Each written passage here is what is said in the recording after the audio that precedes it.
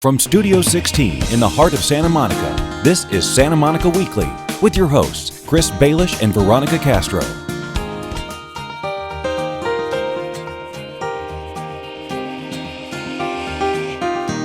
On this week's show, one of the best spectator sports of the year brings thousands of elite athletes to Santa Monica. How do you make books come to life? With an arts and literacy festival. And Santa Monica takes a data-driven approach to assess community well-being. Go inside the WellBeing Project launch. Hi everyone, welcome to our very first broadcast of Santa Monica Weekly, the new local news and lifestyle show here on City TV. I'm Chris Baelish. And I'm Veronica Castro. This is the must-tune-in show that'll bring you all of the exciting events and projects happening in our city. We're going to take you inside the festivals, introduce you to some fascinating people, and bring you the stories you care about. Each week we'll tell you about upcoming events and need-to-know information. Plus, we'll bring the movers and shakers right here to Studio 16 so that you can hear the important information right from the source. And speaking of important, our very first guest on Santa Monica Weekly is none other than Santa Monica Mayor Kevin McHale. Stay tuned for that. But right now, let's get to our top stories. Santa Monica is on the forefront of integrating technology and data into everyday life. An example of that is a recently released WellBeing Index. Santa Monica Weekly reporter Justin Walter takes us inside the WellBeing Project launch. Hi, I'm Justin Walter here at the RAND Corporation to learn all about the City of Santa Monica's new WellBeing Index and how it's going to be used to improve the city's quality of life. The City of Santa Monica's WellBeing Project has been on a mission to answer the question of how to best measure overall well-being through the WellBeing Index. For well over a year, we've embarked on an extensive study to help us identify, define, and measure well-being among Santa Monicans. Today, we've produced a data model for government that aspires to really make a meaningful difference in people's lives. In 2013, the City of Santa Monica won the Bloomberg Philanthropies Mayor's Challenge, providing $1 million for the project. We knew that the idea was really impactful and that if Santa Monica succeeded, many other cities would benefit from it. We started working with the city as they were putting the idea together, and then we ended up evolving the partnership and got a chance to work with them more specifically on developing the index framework. And a lot of data came actually from city databases for the services that we provide to the community. It's really creative in a lot of ways. I think it's very innovative in sort of the things that we're trying to measure, trying to look at the science behind well-being and then use that to drive policy. With new data in the areas of environment and place, health, economic opportunity, learning, and community connectedness, members of the City Council gathered in excitement. Well, I'm excited to take a look at the data that will come out of this research, and it will provide us the tools to figure out how we can do a better job of serving our community. I'm looking forward to see how we get people more engaged, how we improve their health, how we improve their connection to their neighbors and their connection to us in government. This will give us that statistical look at the entire community that no one person could possibly have by themselves. And that information will make me and I think our entire city council better council members. Even former mayors came out to offer their support. I'm so proud that Bloomberg selected us, and I think the outcomes are going to be great, and they're very timely. And this is really what innovation is about, kind of looking forward, connecting pieces that sometimes seem disparate, but they come together. To me, the most exciting part of this will follow when we begin to implement the results of what we are going to try and figure out what we need to accomplish. As the crowds gathered to discuss the WellBeing Index, community leaders discussed how the new findings would improve Santa Monica's future. Our agency, representing the seniors and senior services in the community, are really looking forward to using that data and working closely with the other agency and the City of Santa Monica. We work hard to be innovative, we work hard to understand the community, and yet we know there's more we can do. Well, that's it for us here at the RAND Corporation. For more information about the WellBeing Project and WellBeing Index, go to www.smgov.net/wellbeing. If you haven't yet, I encourage you to check out the WellBeing Project's website at smgov.net/wellbeing. Besides being a beautiful website, it displays the project data in unique and easy to understand graphics, breaking down results by neighborhood, gender, and age. There's much more to come from the WellBeing Project as city staff and residents begin creating policy and project based on results. One of my favorite stats from the project is 70% of Santa Monica residents report being happy either some of the time, or most of the time, or all of the time. That's great. I thought that was pretty awesome. Santa Monica's awesome. Yeah, very cool. Well, one of the ways to encourage well-being in our community is through events like the Arts and Literacy Festival. It was recently held at Virginia Avenue Park. Santa Monica Weekly reporter Naibe Reynoso was there. I'm Naiba Reynoso at the Arts and Literacy Festival at Virginia Avenue Park, where kids get to learn the importance of reading. They get to make their own books, swap books, and also meet some of their favorite book characters, such as Curious George. Dozens of children and families enjoyed a fun day at the park where books came to life. Today is a wonderful celebration of the arts and literacy. It's also just about the time for the 1-year anniversary for our beautiful Pico Library, so we're so happy to have this and to celebrate creativity and learning and discovery. Bringing arts and literacy to this park is a natural with the library and all of the programs that we already run, and getting the synergy of the farmers market today just is a great match. The event also featured many interactive learning stations. We're very involved in kindergarten readiness, and so this is a great opportunity to really target activities for 0 to 5-year-olds. I'm actually a librarian by training, and I've worked at the Santa Monica Public Library and just love the idea of bringing art and creativity together with literacy and making books that kids make themselves. So I found a little friend here. What's your name? Yayo. Yayo, and you're here with your mom who brought you to enjoy books. Tell me what you did today. Well, today I'm going to make a book, but I'm trying to think what I want to make it about. Usually I make books at my house. Sometimes they're comic books about Captain Underpants. Oh, Captain Underpants. That's a really exciting character. Santa Monica has a diverse community which was also represented. We actually have lots of bilingual resources and languages, children's books in multiple languages as well. We know that it's a diverse community. We want to be able to make sure that everybody can celebrate their culture and other cultures and learn different languages. Indeed, the festival proved the Pico Library may be one of the coolest places to be. A librarian's job is quite fun. People might not think so, but it is, right? It is totally fun.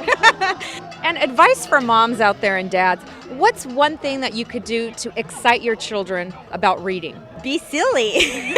Actually, really, that's what it is. Children will connect with you when you're reading aloud, and if you make noises, and if you are just as interested as they are, they will really love reading, and they will become longtime readers. Reporting for Santa Monica City TV, I'm Naiba Reynoso. The Santa Monica Public Library has a full roster of summer reading programs and events for literacy lovers of all ages. For more information, please visit smpl.org. Now, Chris, I don't want to put you on the spot, but I heard that last weekend you showed up at Studio 16 soaking wet from head to toe. It's true. What happened? I went in the water more than once, but it was all in good fun. And I'm going to tell you, I was one of thousands of people who showed up to the Tommy Bahama Paddleboard Race and Ocean Festival. I thought I could paddleboard, but I was wrong. The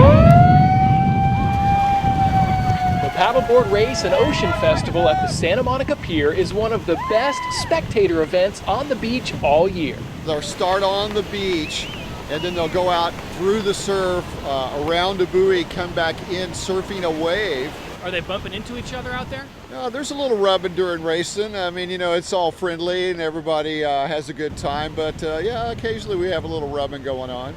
From the lifeguard dory races to the stand-up paddleboarding, all ages like to get comfortable in the sand and watch the action.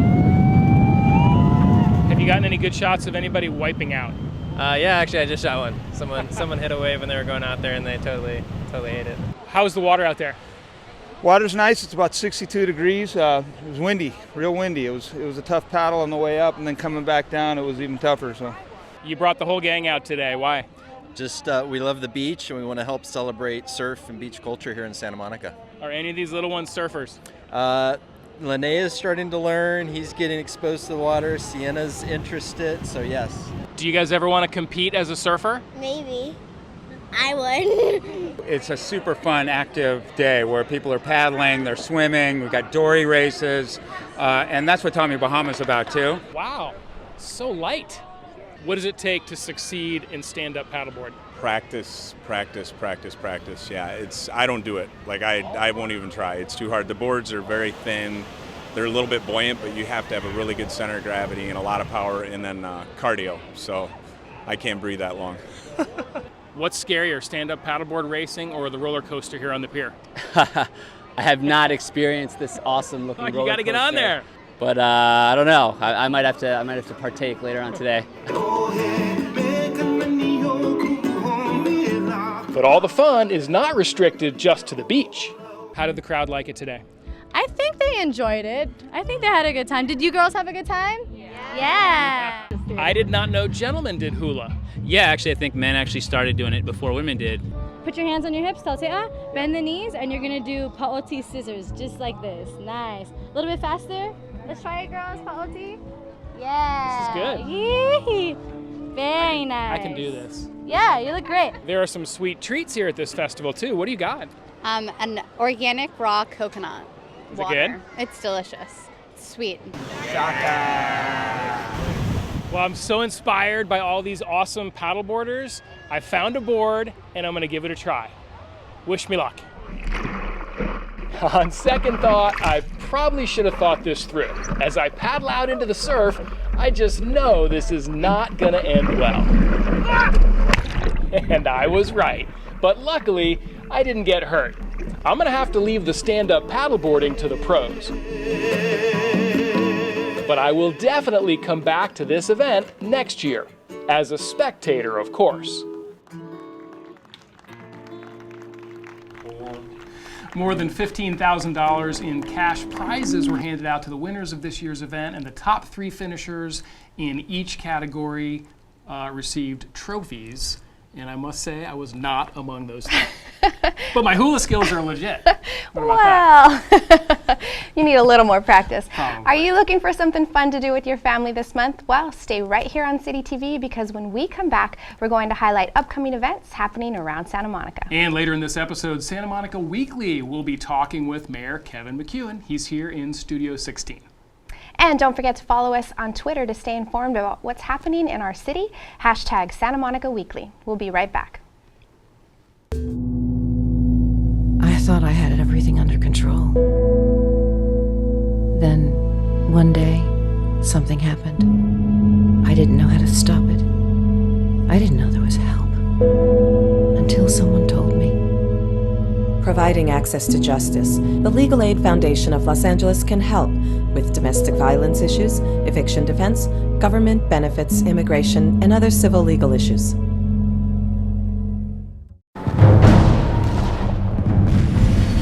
Who knows what gratitude means? Nicholas? To be thankful. Writing letters to our military is a great way to say thank you for their service. Briscoe! Somebody loves you. Dear soldier, thank you for keeping me safe. You're my hero. To donate or send a care package to America's heroes, visit OperationGratitude.com.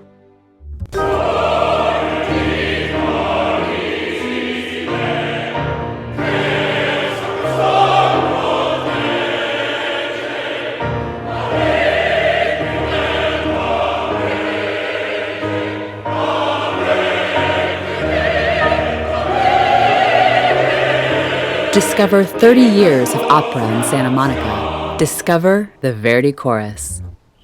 Welcome back to Santa Monica Weekly, your best source for all the fun activities happening around the city. If it's going on in Santa Monica, you'll hear about it right here. And we have a few upcoming events and some need-to-know information we'd like to share with you now.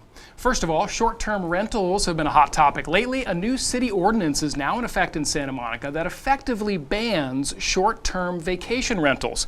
Under the new law, it's okay to rent out space in your home to travelers as long as you are present on site during their stay. You'll also need a business license, but you cannot rent out your place and then leave town, letting the renters stay there without you. Mayor Kevin McEwen will be here in studio in a few minutes, and we'll ask him about the new law. Make sure we take off our Aaron B. Taking down my profiles right Where's away. My phone? Are you ready for another summer of live music on the beach? The weekly Twilight concerts at the Pier return this year on Thursday, July 9th. It features 80s funk band Morris Day and The Time. Chris, do you know any of their songs? Are you kidding me? Let's hear it. Odie-o. Oh, girl, I wanna show ya, show ya. You got it. Well, Nice. we won't be performing, but the live music concerts continue every Thursday night through September 10th. Check out the full lineup at santamonicapier.org. Now, if you've never been to the gorgeous Miles Memorial Playhouse in Santa Monica, here's a great reason to go. The American Circus Theater is holding its Summer Arts Series on June 19th, 20th, and 21st at the Miles Playhouse. These talented and creative live performers will showcase song, dance, and acrobatics. Tickets start at $20. For all the information, visit milesplayhouse.org. Well, of course, summer in Santa Monica means beach time. So, Chris, you got your board shorts ready? I'm wearing them now. Awesome. One of the coolest places to model your latest swimwear is at the Annenberg Community Beach House. It sits right on the sand, has a full restaurant, swimming pool, and endless activities for all ages. Visit their website at annenbergbeachhouse.com. And relaxing with a good book is a favorite summertime activity for many people.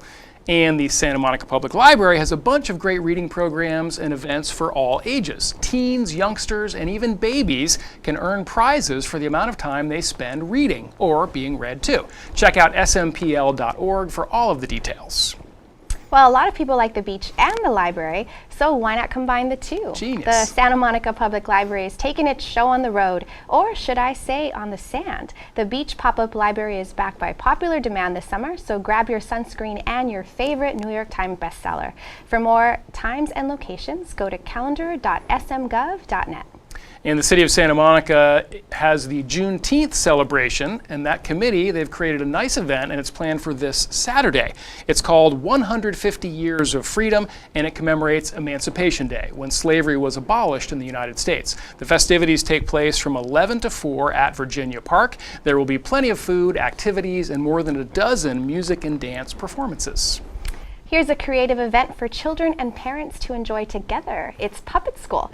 Children of all ages are invited to participate in a hands-on puppet building workshop, followed by a puppet show put on by the children. This unique event happens on Saturday, June 20th from 10 a.m. to noon in Tongva Park. The class is free and open to the public. Now, Veronica, you know we have to go out and cover all these events. Absolutely. It's going to be a busy summer. Yeah, but I mean, a fun summer. Is there any other job that you'd rather be doing? No, well, maybe lifeguard, Oh, but no, okay. This is the job. All right, we're going to take a quick break. When we return, the mayor of Santa Monica joins us here in Studio 16. And don't forget to check us out on Facebook. We'll post all of the fun and happening events in our city. # Santa Monica Weekly. We'll be right back. Care packages give hope while you're away fighting battles.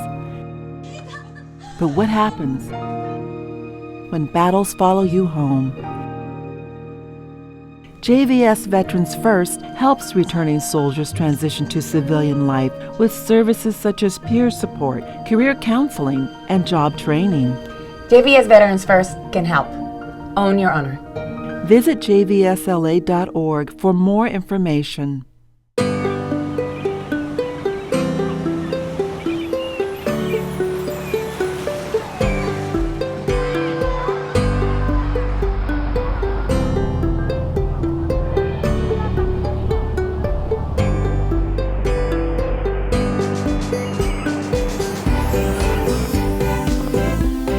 The Santa Monica Museum of Art.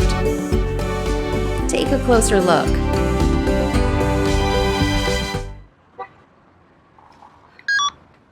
Hey Mom, yes I'm home. Saved you some dinner.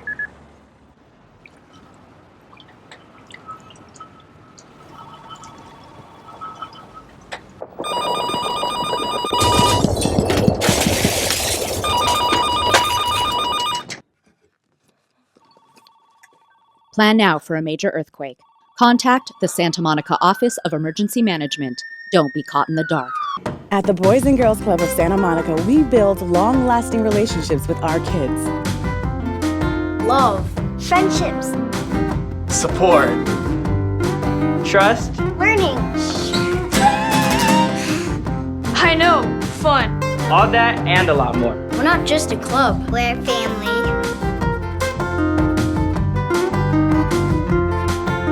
Great futures start here.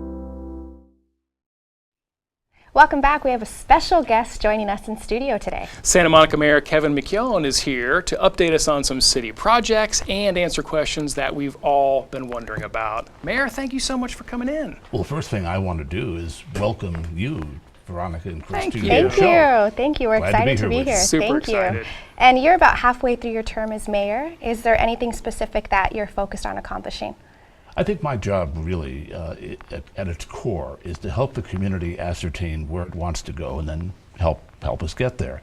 And I'm working with a very cooperative, very highly skilled, intelligent city council, and I'm really grateful to them for what they've enabled us to do in these first 6 months. And what would you say is your most significant contribution in those first 6 months? We have done so many things. It has been such a 6 months. When I first got to be mayor, I said how grateful I was to get this particular year because it is a very important year in the history of Santa Monica. The very first meeting I had as mayor, we increased our tenant harassment ordinance to protect renters, not just rent-controlled renters, but all renters in the city. We then moved on to water conservation and our response to the drought, and we got out ahead of the state. We had a 20% plan before Jerry Brown told us that we had to. We had a measure pass last November called Measure LC. We held a city council meeting and we developed a plan on how we will move forward with the Santa Monica Airport in the next year or so. As we will talk about, we hired a new city manager, which is a really big deal for the city of Santa Monica. I'm so happy that we were able to snag Rick Cole to be our city manager. We're in the process of preparing a budget that is both prudent fiscally and progressive socially. We have begun the outreach on a minimum wage to bring the working families in Santa Monica out of poverty. So it has been a very productive 6 months at our city council. That's wonderful. And what are the biggest challenges that the city council faces in the upcoming year? Well, the airport continues to be a big issue, and next month I will be traveling to Washington, D.C. along with Mayor Pro Tem Tony Vasquez and Councilmember Sue Himmelrich and our city attorney and a number of members of the community so that we can talk with the Federal Aviation Administration about taking control of that land which we own at Santa Monica Airport. So that's going to be a very important meeting. Now, whether we come back with any new news or not has yet to be seen. The FAA has been very slow to respond to Santa Monica in the past. I'm looking forward to introducing Rick Cole to the community. And actually, because we're at a point where we will have passed the budget and we will have dealt with some of the issues that were before us, Rick will have time to get out and meet with people. And we'll be sending out letters inviting people to come meet with our new city manager. Rick is a listener. He's a responsive city manager, and that's something that was very important to us in hiring him. Coming up this fall, we're going to introduce bike share to Santa Monica. And that's something I've wanted to do for 5 years. The Breeze will be coming to Santa Monica streets. And along with the Big Blue Bus, that'll be part of the connectivity that we're creating for the Expo line, which will be here by the end of the year. So the pace continues. This is a very fast-moving year in Santa Monica. The short-term rental ordinance, that's been in the news a lot. That goes into effect this week. What do citizens need to know? Well, actually, Chris, you explained it very well earlier in the program. The main thing citizens need to know is that our interest here is preserving our housing. What we found was that up to 1,700 units in Santa Monica were being rented out, and the vast majority were housing units that were no longer being used as dwellings. They've been turned into de facto hotel rooms.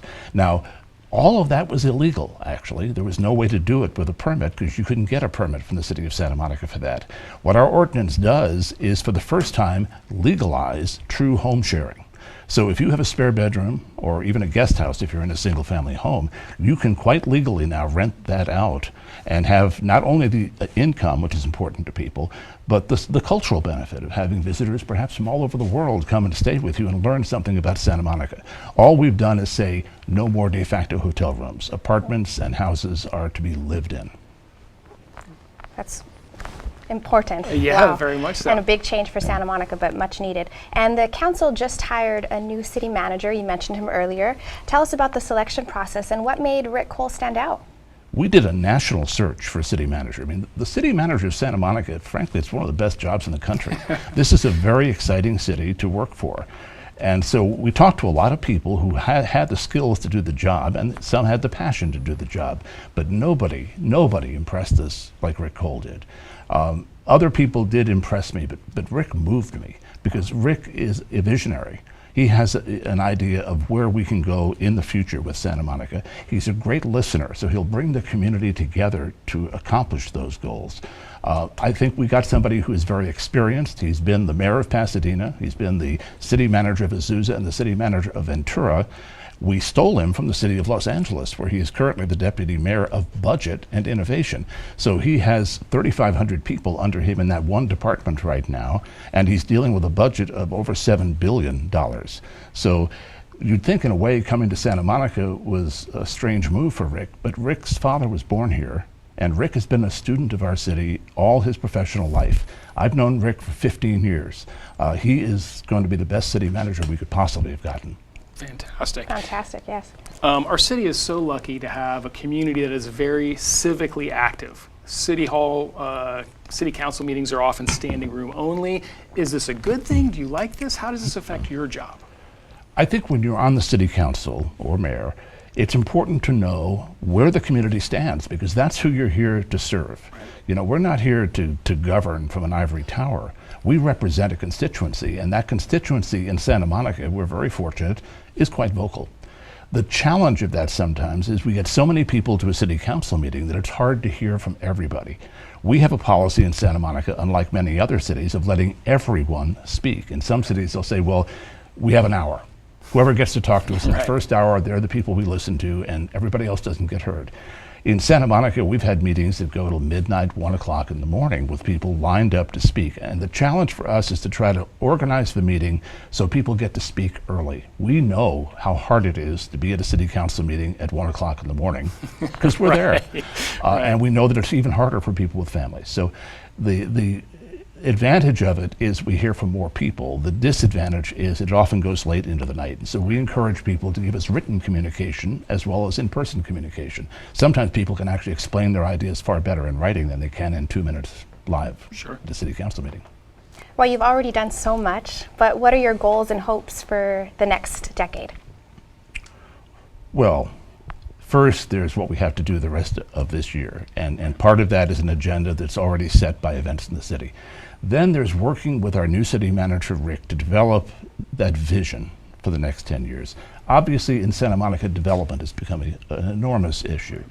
We don't want a city frozen in amber, because that's a city on its way to death. We also don't want a city so overdeveloped that we lose the quality of life that brought us all here in the first place. So I think my vision for Santa Monica going forward is finding that balance.